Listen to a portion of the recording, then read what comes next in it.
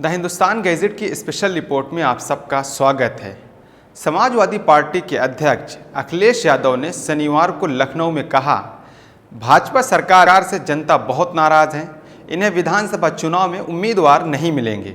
सरकार ने दलित, मुस्लिम और ब्राह्मणों को सताया है। चुनाव नज़दीक आया है तो अब उनके पास पहुंच रहे हैं। अभी तक हम 300-350 सीट जीतने का दावा कर रहे थे। आज सरकार के खिलाफ नाराजगी जनता में इतनी है कि अब हम 400 सीटें जीत सकते हैं।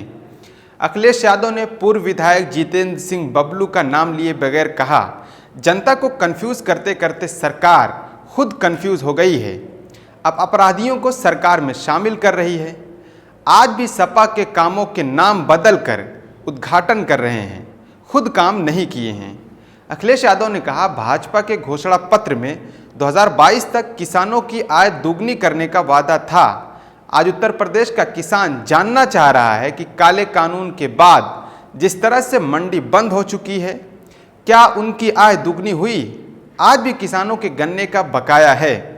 अखिलेश यादव ने कहा, विज्ञापनों में सरकार खुद को नंबर 1 बता रही है, लेकिन गंगा किनारे लाशों को लकड़ी न दे पाने में, ऑक्सीजन न दे पाने में, बेरोजगारी में नंबर 1 है।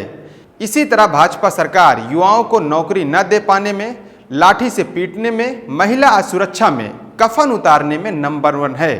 आज तक के लिए इतना ही। देश और दुनिया की और खबरों को जानने के लिए हमारे साथ जुड़े रहें। शुक्रिया।